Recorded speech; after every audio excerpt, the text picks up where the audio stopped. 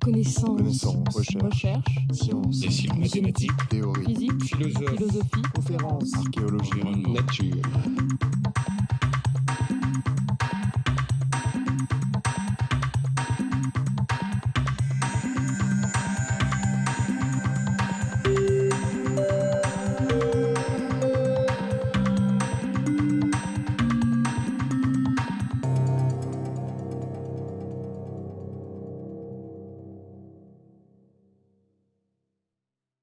Dans le film de Azoulay, la première apparition d'une marionnette, sans doute empruntée au théâtre du Beiro Alto, est utilisée par le dramaturge Antonio José da Silva pour faire sa cour à celle qui deviendra sa femme Leonora.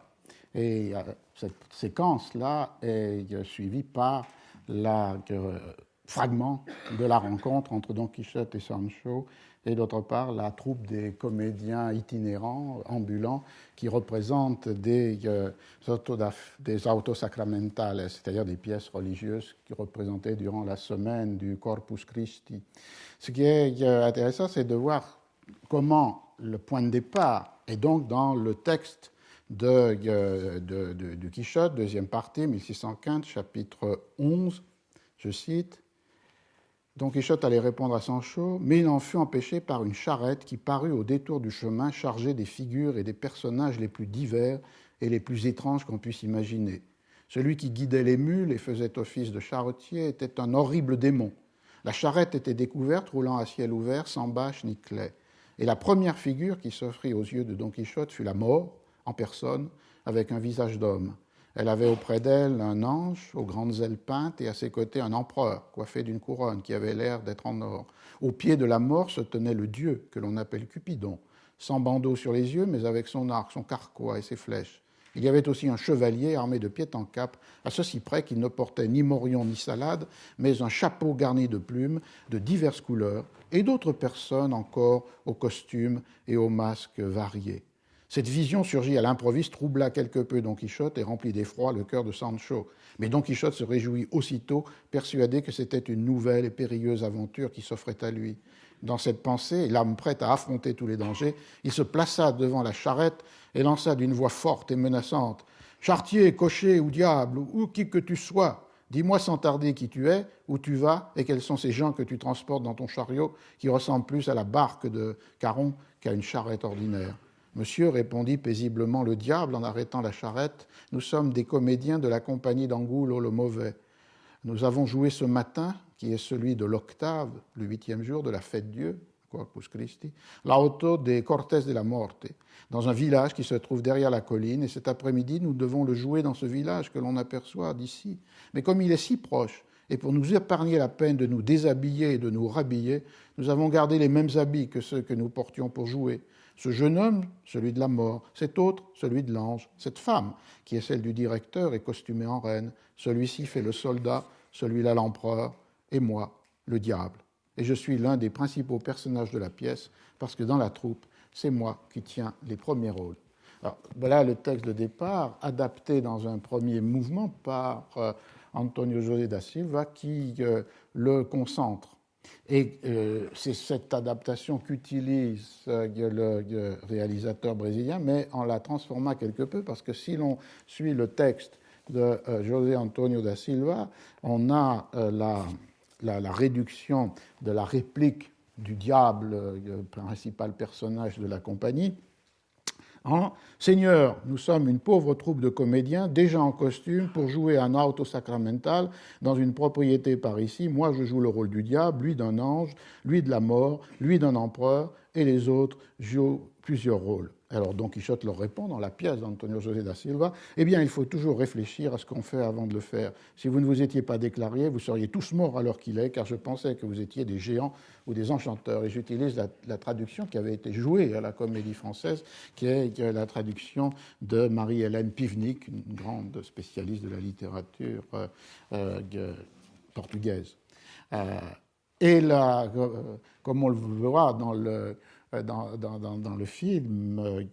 l'adaptation du réalisateur a été d'ajouter l'ange n'est pas seulement un ange, mais c'est l'ange Felisberto, l'empereur n'est pas seulement un empereur, mais c'est l'emperador du Japon, l'empereur du Japon. Donc il y a une distance que l'on retrouve d'ailleurs dans un deuxième extrait choisi par le réalisateur brésilien pour montrer ce que pouvait être cette écriture pour le théâtre des marionnettes et d'autre part ces représentations des marionnettes. Et vous avez entendu le terme fantoches,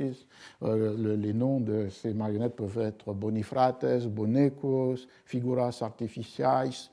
tout un ensemble. Nous y reviendrons plus tard. Dans le film de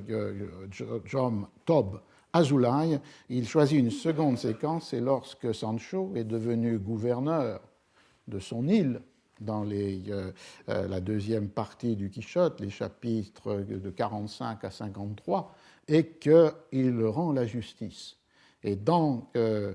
film d'Azulay, comme dans la pièce d'Antonio José da Silva, Sancho fait ce qu'il ne fait pas dans l'histoire écrite par Cervantes, un commentaire de l'allégorie de la justice qui a les yeux bandés, qui tient une épée dans une main et une balance dans l'autre. La scène de Sancho commentant, glosant la représentation soit peinte, soit sculptée de la justice n'existe pas dans le Don Quichotte. Dans le Don Quichotte, l'histoire se lie à cette promesse faite extrêmement tôt par Don Quichotte à Sancho, dès le moment où il le rencontre, lors de la segunda salida, de la deuxième sortie de Don Quichotte, qui décide de sortir en compagnie de son voisin, qu'il va prendre comme écuyer, et qui est Sancho Panza. C'est au chapitre 7 de la première partie, en 1605. Donc l'idée de Sancho comme gouverneur possible d'une île, qui serait la récompense de ses bons services, est très précoce dans le texte de Cervantes, puisqu'elle apparaît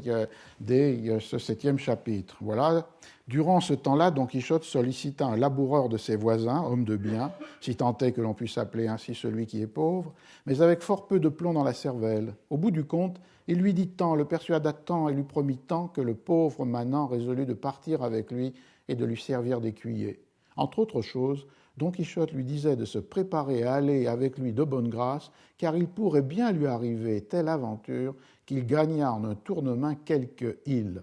et l'en fit gouverneur. Avec ses promesses et d'autres semblables, Sancho Panza, c'est ainsi qu'il s'appelait le laboureur, laissa là sa femme et ses enfants et s'enrôla comme écuyer de son voisin. Donc, très tôt, la récompense de Sancho devrait être d'être le gouverneur d'une île qui serait conquise par les exploits de Don Quichotte. Et c'est un thème, un leitmotiv dans la première partie et dans la seconde partie des récriminations de Sancho qui réclame en permanence son île, cette insula, comme dit le texte de Cervantes, qui lui a été promise. Et cette récrimination devient réalité de gouvernement lorsque dans la deuxième partie, dont vous vous souvenez peut-être moins que de la première, Sancho et Don Quichotte rencontrent le duc et la duchesse dans leurs itinérances, qui sont deux personnages qui ont lu la première partie du livre et qui donc savent quelle est la folie de Don Quichotte et pour s'amuser, pour se distraire, accueillent Don Quichotte et Sancho dans leur résidence, et parmi de très nombreux tours et mauvais tours qui sont joués à la fois au chevalier errant et à son écuyer, se rencontre celui de la remise d'une île par le duc à Sancho, qui enfin devient gouverneur, comme dès le chapitre 7, Don Quichotte le lui avait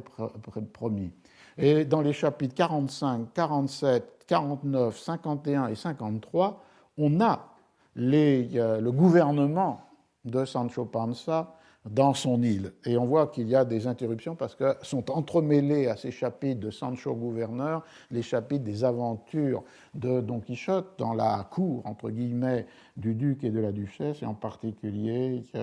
avec Altisidora ou avec la duègne Rodriguez. Et ces 5 scènes de Sancho gouverneur, depuis sa prise de possession de l'île jusqu'au moment de son renoncement, font suite à 2 grands chapitres dans lesquels Don Quichotte donne ses conseils à Sancho pour qu'il soit le meilleur gouverneur possible, des conseils qui portent à la fois, comme le dit le texte, sur son âme et sur son corps, la manière d'être, de se vêtir, de se comporter, la civilité qui sied à un gouverneur, et d'autre part des conseils qui sont dans l'ordre de la morale et de la politique. C'est un passage très important de 7 chapitres, les 2 de conseils plus les 5 de Sancho gouverneur, dans la seconde partie de Don Quichotte, que l'on peut commenter d'abord en rapport avec le thème de l'île, puisque, comme on le sait, depuis la Renaissance, depuis Thomas More et son utopie, l'île est perçue, pensée comme le lieu possible du gouvernement parfait, d'un gouvernement qui, parce qu'il est séparé des continents, peut être une expérience de perfection du bon gouvernement dans cet espace spécifique. Et il y a donc une dimension utopique derrière l'idée de l'île et de son gouvernement. Et c'est avec cette dimension que joue évidemment Cervantes, puisque d'un côté, ici, cette île n'est pas vraiment une île. Sancho ne se préoccupe pas tellement de voir s'il s'agit bien ou non d'une île, et c'est une bourgade qui lui est donnée, où tous les habitants, qui sont des sujets du duc, jouent le jeu de cette plaisanterie et de cette fiction d'être les sujets maintenant de gouverneur Sancho Panza. C'est donc une île qui n'en est pas une. Et d'autre part, on pourrait dire que c'est une île dans laquelle, qui n'en est pas une, dans laquelle comme un monde à l'envers est donné à lire au lecteur, puisque ce gouverneur qui doit assurer le gouvernement parfait est Sancho, qui est celui qui ne sait ni lire ni écrire. Tout au plus, dit-il plusieurs fois, qu'il sait signer, qui d'ailleurs, entre parenthèses, est un détail très intéressant, puisqu'on peut voir que la capacité à signer n'était pas nécessairement liée à la maîtrise de la lecture et l'écriture, ce qui laisse quelques difficultés pour l'interprétation de toutes les statistiques fondées sur les signatures pour établir des taux d'alphabétisation. Bon. Alors donc c'est une île qui a ce double aspect d'être l'utopie blessée ou fracturée par le fait qu'il s'agit d'un bourg et d'une bourgade dans les terres du duc, et d'autre part par le fait de cette inversion du bon gouvernement lettré en un gouvernement confié à celui qui n'a aucune lettre, ne sait ni lire ni écrire. Alors les chapitres de Sancho gouverneur sont des chapitres où Sancho, dès son prise de possession, est juge. Et il juge toute une série de cas, dès le chapitre 45, qui sont en fait des cas qui Cervantes puise dans une tradition de contes ou d'historiette folklorique, le cas d'un tailleur et d'un paysan, d'un prêteur et de son débiteur, ou celui d'une femme qui prétend avoir été séduite, et dans le texte de Cervantes de manière beaucoup plus crue et directe, d'avoir été forcée ou violée par un voisin porché, et où Sancho juge en faisant donner une somme d'argent à cette femme, et ensuite en enjoignant au supposé violeur de la poursuivre et d'essayer de lui arracher cette somme d'argent, ce à quoi elle résiste, et Sancho conclut que si elle avait pu résister pour préserver son argent, elle aurait pu sans doute résister pour préserver sa vertu. Donc ces 3 histoires tout à fait folkloriques qui appartiennent à un répertoire remis là dans ce chapitre 47. Ensuite, Sancho est aussi juge une seconde fois lorsqu'il fait une ronde nocturne dans sa supposée île et rencontre une série de cas où il lui faut trancher ou de plaignants qu'il lui faut satisfaire. Ces chapitres ont aussi une scène tout à fait fondamentale, on verra pourquoi. C'est une scène où Sancho, comme gouverneur, prétend dîner, il aime à dîner bien, Sancho, et un médecin lui retire tous les plats les uns après les autres sous prétexte qu'il pourrait nuire à sa santé. C'est le chapitre 47. Et cette scène existe évidemment dans le Quichotte, mais elle existe aussi dans l'appropriation que fera Molière dans son Don Juan de cette figure de Sancho portée sur Sganarelle, puisqu'il y a la même scène de Sganarelle, mais très brève, qui, chaque fois qu'un plat lui apparaît, il lui est soustrait. Et finalement, il y a la dernière scène, qui est la scène 53, où pour se jouer, se moquer de Sancho, le duc lui envoie une lettre disant que certains ennemis veulent envahir l'île, et effectivement, de faux ennemis envahissent cette fausse île, et Sancho est berné, il est même battu, enfermé dans deux pavois, comme dit le texte, et du coup décide de renoncer à ce rôle de gouverneur. C'est ce qu'on trouve par exemple dans le Quichotte à la page 1200, enfin dans ce chapitre 53, où Sancho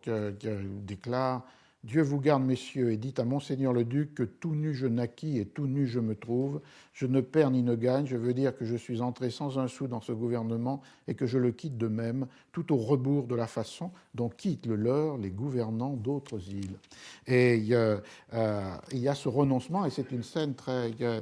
aussi d'un motif. Je disais que le motif utopique de l'île servait de toile de fond à ces 5 chapitres du gouvernement de Sancho, et plus généralement à la présence de la fameuse île dont il doit devenir gouverneur dans la première et la seconde partie de l'histoire. Mais aussi le thème ici est celui de l'abdication, du renoncement volontaire au pouvoir, et qui en quelque sorte, si le monde à l'envers de l'île transforme la vision utopique en une réalité burlesque, ici, c'est cette réalité burlesque d'un Sancho battu et ridicule, et qui déclare « Je ne suis pas né pour être gouverneur, ni pour défendre île ni cité des ennemis qui le voudraient assaillir. Je m'y entends mieux à labourer et fouir, à tailler et marcoter la vigne, qu'à donner des lois ou défendre province et royaume. Saint-Pierre est fort bien à Rome, je veux dire que chacun se trouve bien à faire le métier pour lequel il est né. » Et cette figure du renoncement volontaire, de l'abdication, qui a été traitée récemment dans un très beau livre par Jacques Lebrun, est une figure ici où, au comique de Sancho renonçant à ce pourquoi il n'était pas fait, se lit quelque chose de différent, puisque, comme vous l'avez entendu, il quitte l'île sans profit, alors que les autres gouverneurs d'autres îles, eux, accumulent les richesses. Et donc, du coup, ce qui est avant utilisé par Cervantes, ici, dans cet renoncement de Sancho, c'est une critique politique contre les abus, les excès, les prévarications d'un certain nombre de puissants. Et ce qui fait que Sancho, entré comme gouverneur, comme personnage ridicule et grotesque, dont les autres se moquent, au moment de quitter l'île, d'autres de ceux qui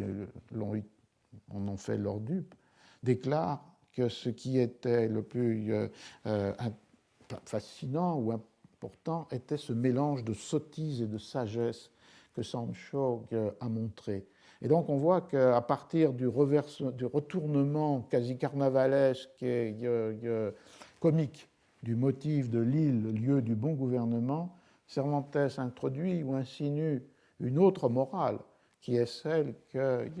cet illettré, finalement, pouvait gouverner avec plus de bon sens et moins de cupidité que certains des gouvernants. C'est ce qui fait l'intérêt de ces chapitres, me semble-t-il, du gouvernement du Sancho au cœur de la deuxième partie du Quichotte. Mais,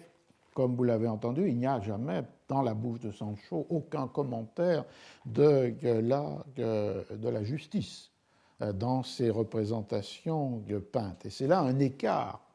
que Antonio José da Silva, dans son appropriation inventive du texte de Cervantes,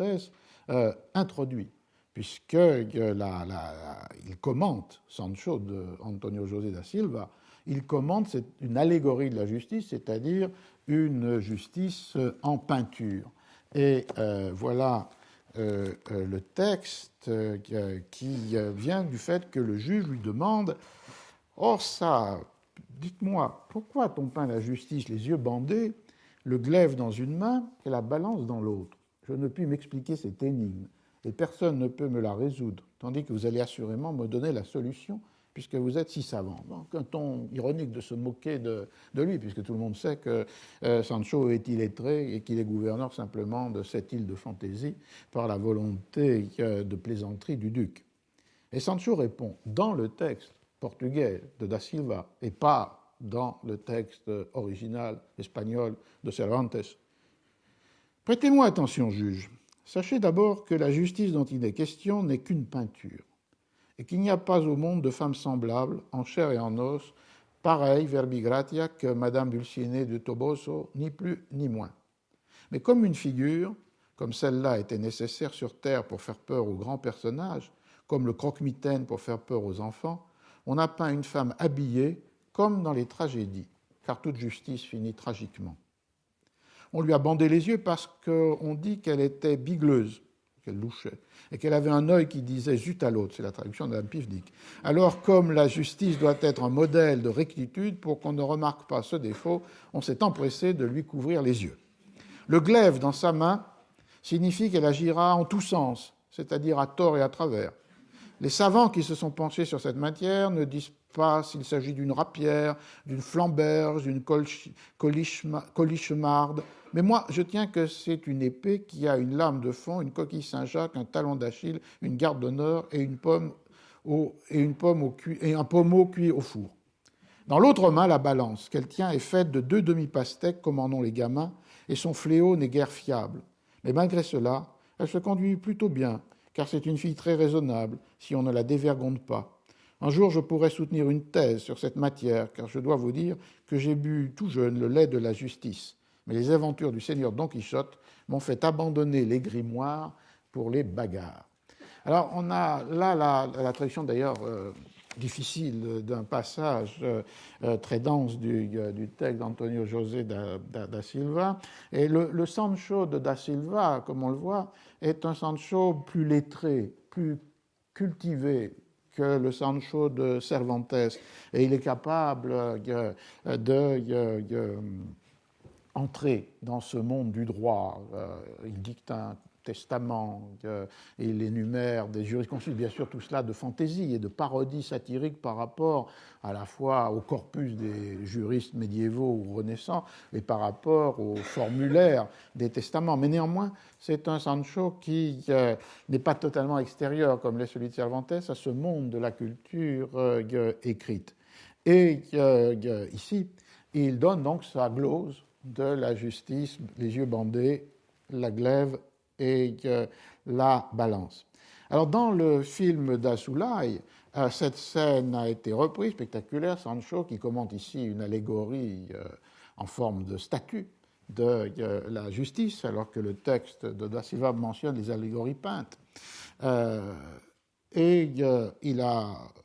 film suit assez finalement certains traits de la description faite, des descriptions explicatives faites par Sancho, pourquoi la justice est-elle les yeux bandés, parce que effectivement elle était vesga, elle était bigleuse, elle louchait, et mettia un ojo por otro, elle mettait un œil à la place de l'autre. Donc il fallait lui bander les yeux. D'autre part, pourquoi a-t-elle une épée? Parce qu'elle lève cette épée et là la citation est très littérale, à torto e direito, à tort et à travers. Et pourquoi est-elle une balance? Parce que c'est une balance qui, en fait, non tem fiu, nem fiador, qui n'a pas d'équilibre, qui n'est pas juste.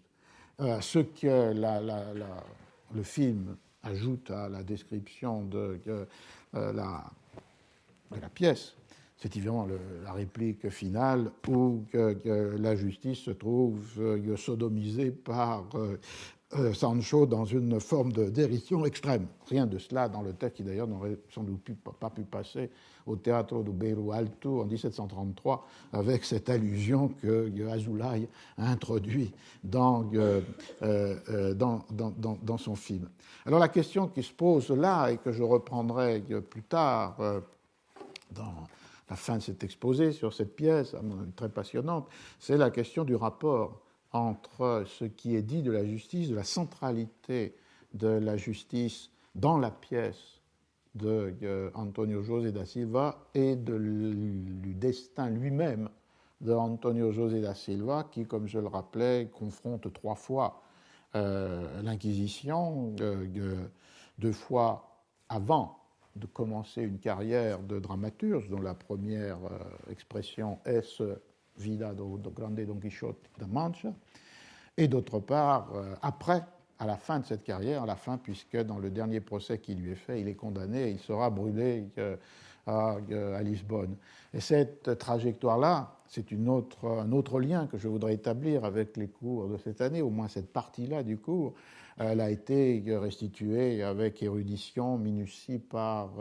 mon collègue Nathan Wachtel, qui, dans 2 livres, La foi du souvenir et La logique des bûchers, a étudié avec un soin méticuleux les procès d'inquisition faits à un certain nombre de conversos, de juifs convertis au christianisme,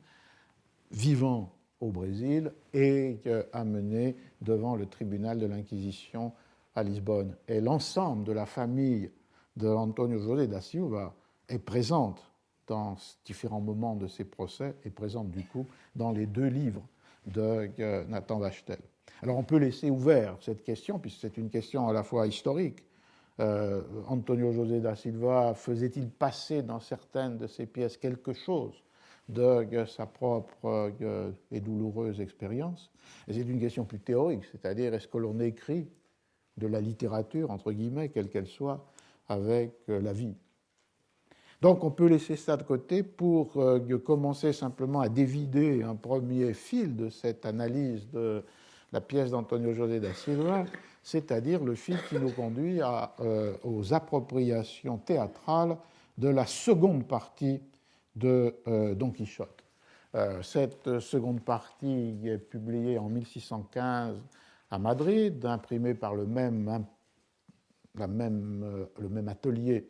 que le texte de 1605, l'atelier de Juan de la Cuesta, qui d'ailleurs n'était plus du tout là présent, mais ses héritiers et sa veuve continuaient à faire fonctionner cet atelier qui avait gardé l'emblème et le nom de Juan de la Cuesta,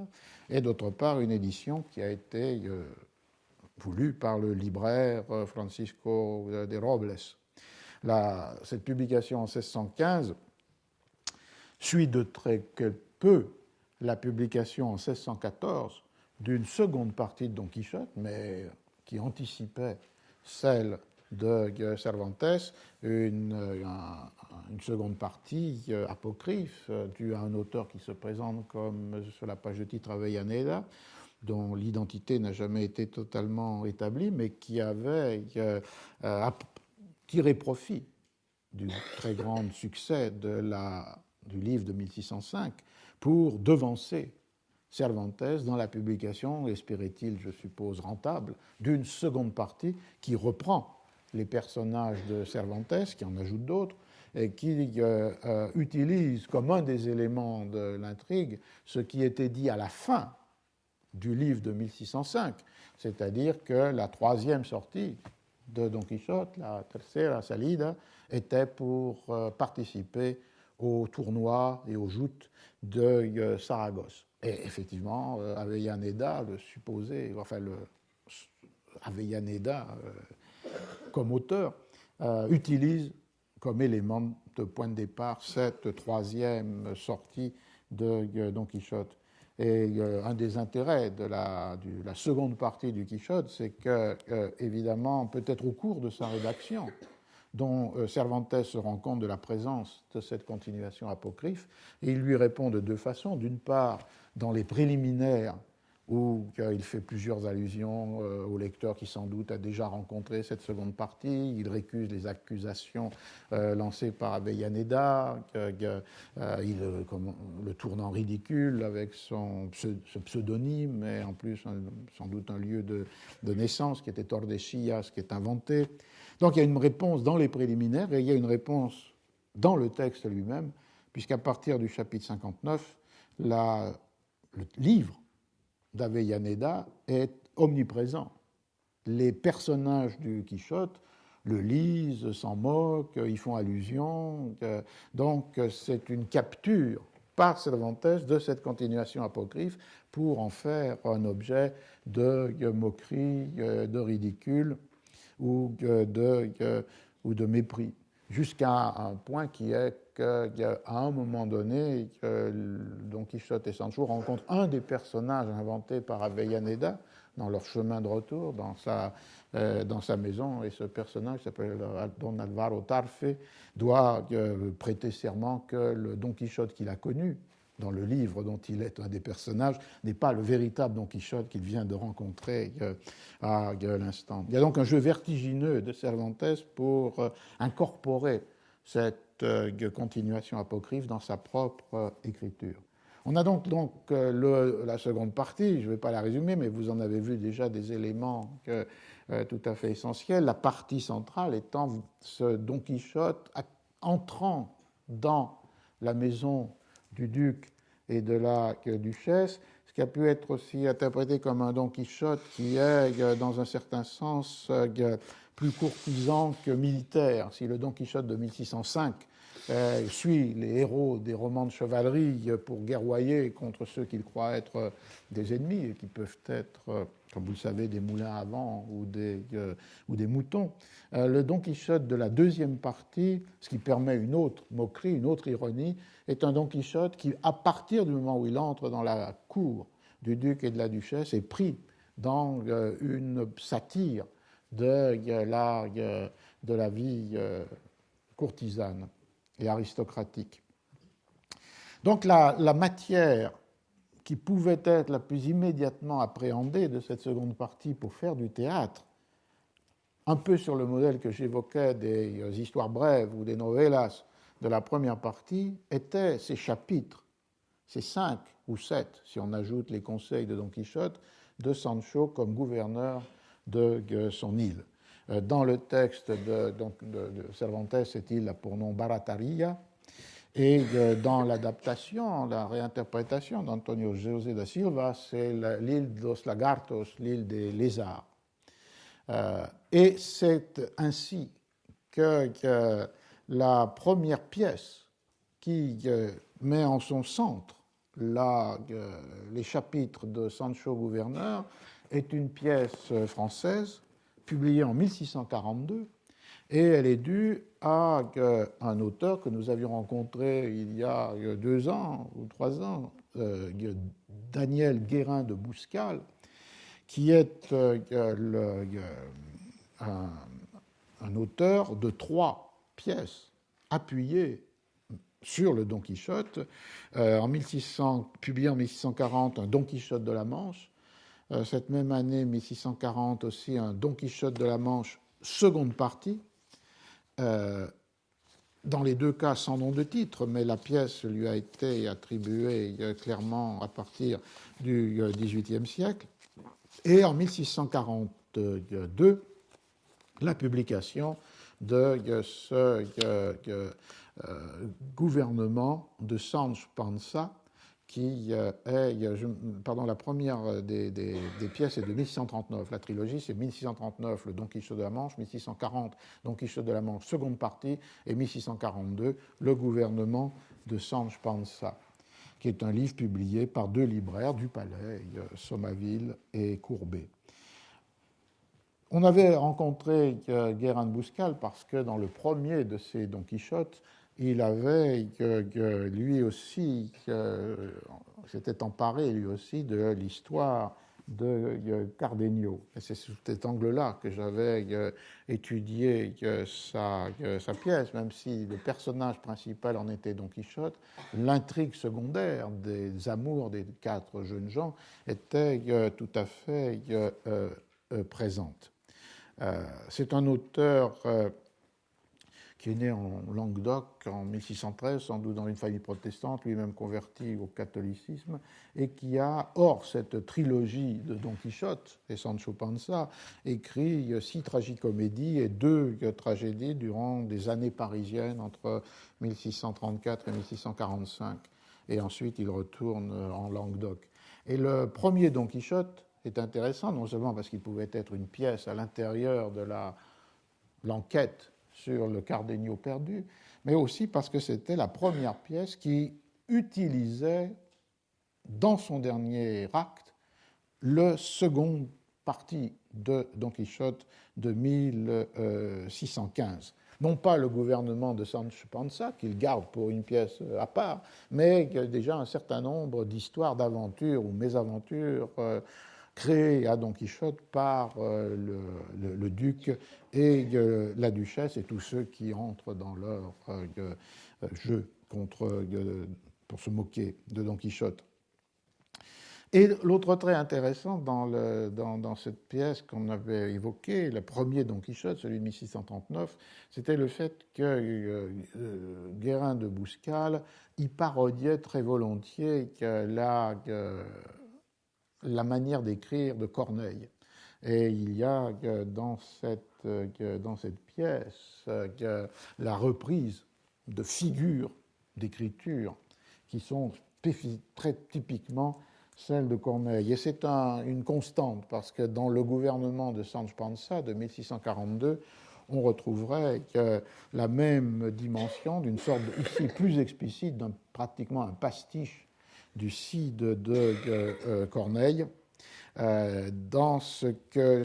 un collègue irlandais, Caldicott, qui a publié cette pièce en 1968, je crois, dans une édition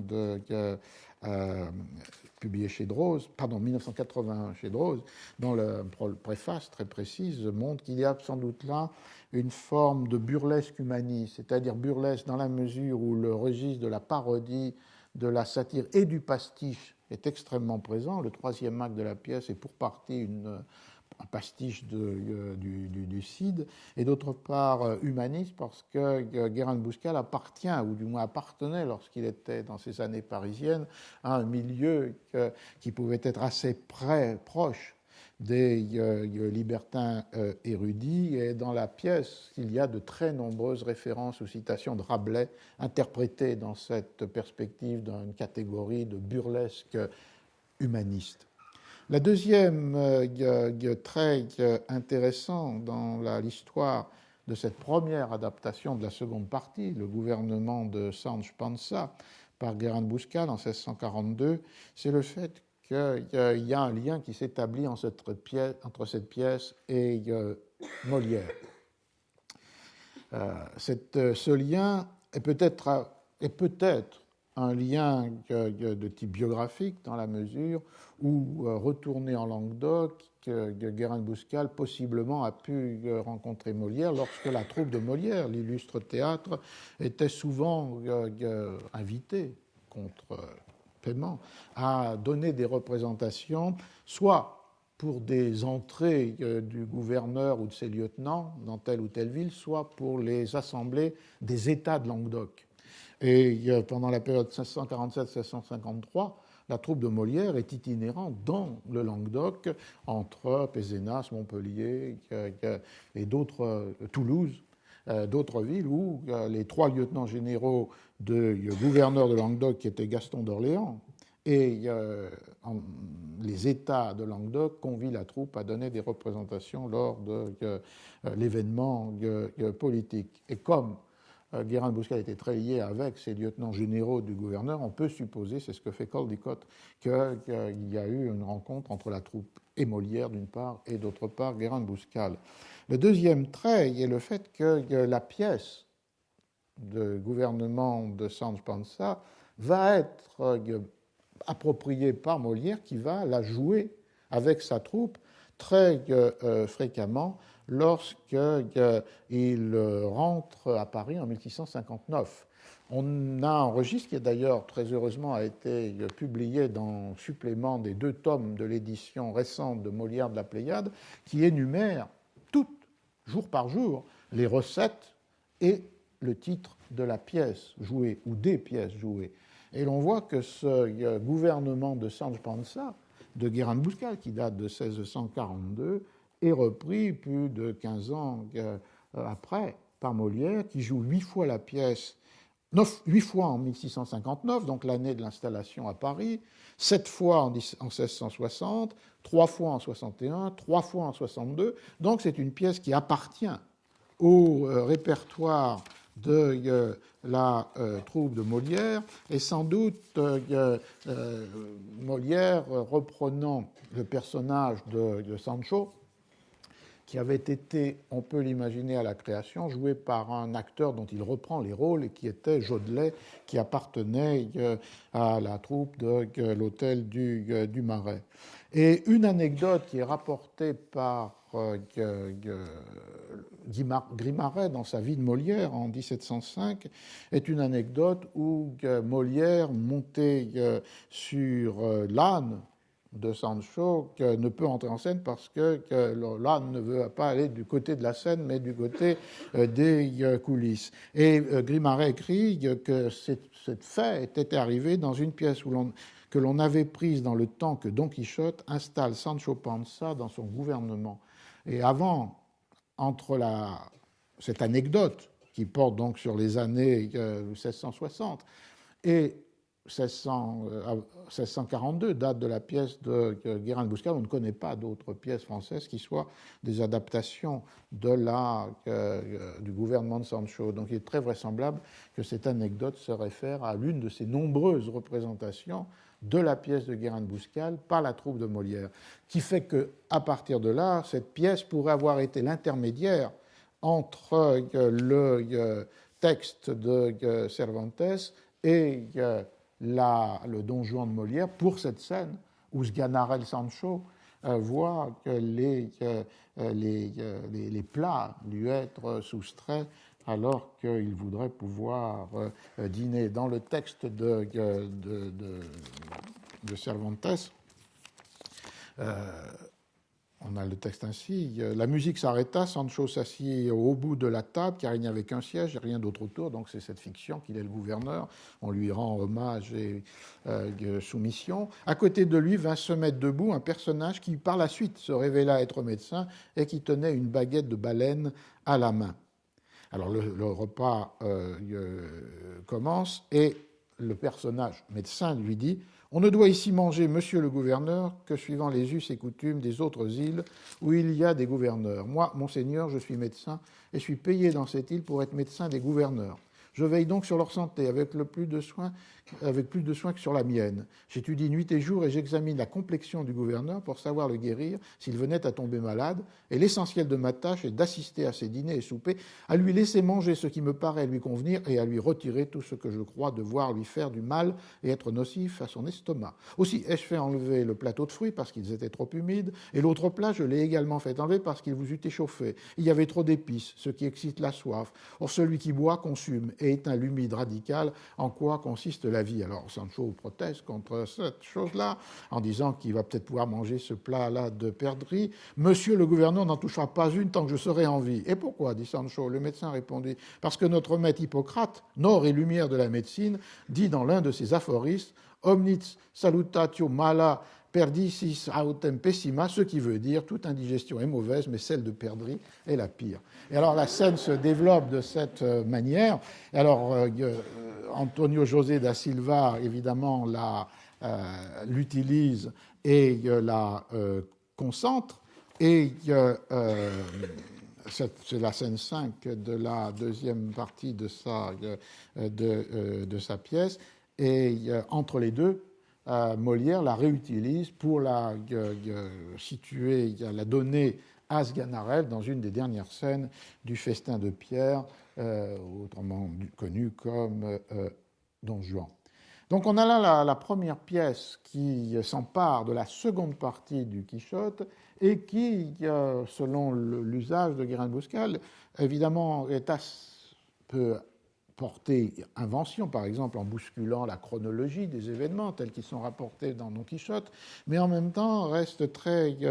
fidèle aux scènes de l'histoire, et les 5 actes en vers de la pièce de Guérin-de-Bouscal, non seulement, comme je le disais, ont des aspects de parodie de la versification ou de la thématique de Corneille, mais développent finalement les 5 chapitres sans les suivre strictement de Don Quichotte, avec d'abord dans le premier acte l'entrée de Sancho dans son île, et on lui donne les clés de cette île. Ensuite, au deuxième acte, les conseils de Don Quichotte à Sancho pour se bien conduire, et où effectivement la justice tient un rôle tout à fait fondamental. Antonio José de Silva va renforcer le trait, et en particulier on l'a vu avec cette scène de l'allégorie de la justice qui n'a pas plus d'existence, ou pas moins que Dulcinée del Toboso, c'est-à-dire qu'elle en a peu. Et en même temps, il s'appuie sur, non pas une scène semblable dans le Quichotte, mais sur les conseils nombreux que donne Don Quichotte sur la manière d'exercer la justice, qui renvoie à un thème fondamental, qui est que l'exercice du pouvoir dans les sociétés de la première modernité est fondamentalement l'exercice de la justice. Et le premier attribut du souverain ou du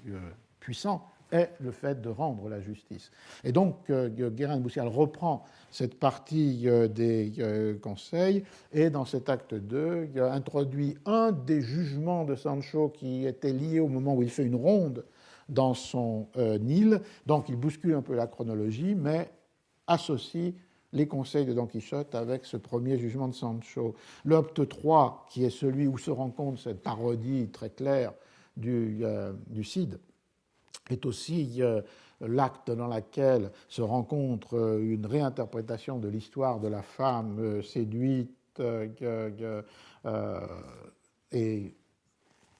brutalisée ou violée, et finalement avec ce dénouement qui montre que peut-être elle a menti. La scène 4 est celle du banquet, donc le Sancho dans l'incapacité de dîner, et la dernière est celle des alarmes successives et de l'invasion par les ennemis supposés de l'île, et finalement du départ et de la résignation de Sancho qui abandonne sa charge. On a donc là un premier jalon dans cette histoire des adaptations de la seconde partie du Quichotte. Pour conclure aujourd'hui, j'aimerais terminer avec un second jalon qui n'est pas une adaptation du gouvernement de Sancho, mais qui est une adaptation d'autres multiples aventures qui se rencontrent dans cette seconde partie. Et ce second jalon est un jalon espagnol, c'est la troisième comédia qui est vouée à Don Quichotte. La première, nous l'avions étudiée avec beaucoup de soin, c'est la Comédia de Guillén de Castro de 1605-1608, Don Quijote de la Mancha, et qui est importante parce que même si le titre utilise la renommée de Don Quichotte, déjà établie dès 1605 par les 5 éditions qui ont été publiées la seule année 1605, 2 à Madrid, 2 à Lisbonne et 1 à Valence. En même temps, le contenu fondamental, la thématique essentielle de cette comédia, c'est les amours de Cardenio, Lucinda, Dorothea et Fernando. Et donc, on a une de ces figures dans laquelle une pièce qui a pour titre Don Quichotte, évidemment inclut Don Quichotte, mais l'inclut dans les marges des actes, parce que souvent il intervient dans les fins d'actes, et d'autre part dans un rôle qui est ce rôle de personnage comique grotesque, ridicule, qui dans un certain sens fait de Don Quichotte une incarnation d'un des personnages classiques de la commedia, qui est le gracioso de commedia, le personnage qui doit faire rire. Comme si là, son rôle était dédoublé entre Sancho, gracioso par excellence, et d'autre part Don Quichotte, que, comme le dit un des autres personnages de la pièce, el loco es gracioso, le fou est divertissant, ou le divertissant, le comique, est fou. La deuxième comédia est perdue, mais on a une trace qui est d'une écriture par Calderón, mais le texte n'existe pas. Et la troisième, en 1637, a pour titre El Hidalgo de la Mancha. C'est une pièce doublement intéressante, même si elle nous éloigne du gouvernement de Sancho, dans la mesure où c'est une pièce écrite par trois auteurs, Matos Fragoso, Diamante et Vélez de Guevara, ce qui renvoie à une réalité qu'on a parfois oubliée, c'est-à-dire l'écriture en collaboration comme une forme importante, parfois dominante, de l'écriture de certains genres, entre autres le théâtre. Et c'est évidemment un thème qui est fondamental dans l'étude du théâtre anglais de la fin du XVIe et du XVIIe siècle, avec une pratique de la collaboration extrêmement répandue, comme le montrent non pas les pages de titres des éditions, qui très souvent ne mentionnent pas les auteurs, ou quand ils mentionnent un auteur, au maximum deux, mais comme le montre un registre de comptes tenu par un entrepreneur de théâtre, Philip Henslow, et qui, jour après jour, donnait les sommes qu'il avait payées pour telle ou telle pièce à tel ou tel écrivain. Et l'on voit que les 2/3 des pièces sont payées à 2, 3, 4 ou plus d'auteurs. Donc l'écriture en collaboration avec toutes ses formes, on peut en revenir sur ce thème, c'est-à-dire soit le canevas établi par un auteur et les vers ou la prose écrite par d'autres, ou bien la division du texte entre différents actes et scènes, ou bien une collaboration plus poussée dans l'acte même de l'écriture, est une réalité fondamentale. Et une des révisions actuelles de Shakespeare, c'est évidemment de traiter Shakespeare comme collaborateur, ou d'avoir écrit en collaboration plus que on ne le pensait traditionnellement ou classiquement. Donc on a là une réalité, c'est une réalité qui existe aussi dans le cas français, peut-être moins développée, mais enfin quand on pense aux grandes pièces de Molière jouées à la cour, la princesse des Lides à l'intérieur de la fête des plaisirs de l'île enchantée, et beaucoup de ces divertissements de cour sont des résultats de collaboration. Et avant même, on sait que Richelieu avait créé autour de lui une société d'auteurs qui devait mettre des vers sur les canevas ou les intrigues qu'il leur donnait. Et dans le cas des comédias espagnols aussi, on rencontre cette forme de l'écriture en collaboration, ce Don Quichotte de la Manche de 1673, qui est la seconde partie appropriée sur la scène du théâtre, la scène du choral, est écrite en collaboration. Et d'autre part, deuxième réalité importante, cette pièce n'a jamais été imprimée, sauf dans une édition récente, et donc elle n'existe que dans une copie manuscrite, ce qui est un autre trait que le théâtre français nous a fait sans doute sous-estimer, c'est-à-dire la très grande part de textes qui sont représentés, mais qui ne sont jamais imprimés, pour différentes raisons, non seulement celles par lesquelles j'ai commencé, réticence des pièces, des troupes à faire imprimer des textes qui ensuite peuvent être joués par leurs rivaux, réticence des auteurs pour faire imprimer des pièces qui ne rendent pas justice à un texte fait pour être joué. Mais au-delà même, le fait qu'au moins en Espagne et en Angleterre, le rythme de représentation est si intense que de très nombreuses pièces, sans doute une majorité, ne sont jamais imprimées, comme si aussi le marché des lecteurs n'était pas extensible à l'infini et pouvait être saturé pour tous ceux qui voulaient voir des pièces sans nécessairement vouloir ou pouvoir les lire. Ce qui fait qu'on a pu estimer que peut-être les 2/3 des pièces anglaises,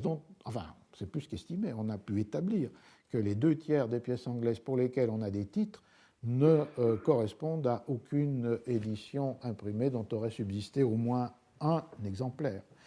Donc le théâtre nous confronte à une réalité textuelle qui est assez proche finalement de la réalité textuelle du monde antique. dans lesquels un nombre considérable d'œuvres ne sont connues que par la mention de leur titre ou éventuellement des extraits qui en ont été établis dans des anthologies ou des compilations. Et le continent des textes perdus est tout à fait immense. Et dans le cas du théâtre au moins anglais, la comparaison n'est pas sans pertinence. Alors je reprendrai cette histoire des adaptations de la seconde partie du Quichotte dans 15 jours, avec l'autre dimension qu'il nous faut prendre en considération, c'est-à-dire qu'est-ce que c'est qu'écrire pour le théâtre des marionnettes. Et comment peut-on penser les marionnettes entre leur destin populaire, théâtre de la foire, théâtre itinérant, et d'autre part, ce qui est le cas du Beiro Alto. Et ici, le film de Azoulay ne donne pas nécessairement une idée fausse du public, qui est un public mêlé, mais où participent les aristocrates, la petite noblesse, la bourgeoisie lisboète, en même temps qu'un public peut-être plus populaire. Donc, cette tension qui habite le théâtre des marionnettes et qui peut d'ailleurs avoir une traduction technique, qu'est-ce que sont les marionnettes du XVIIe siècle ? Voilà.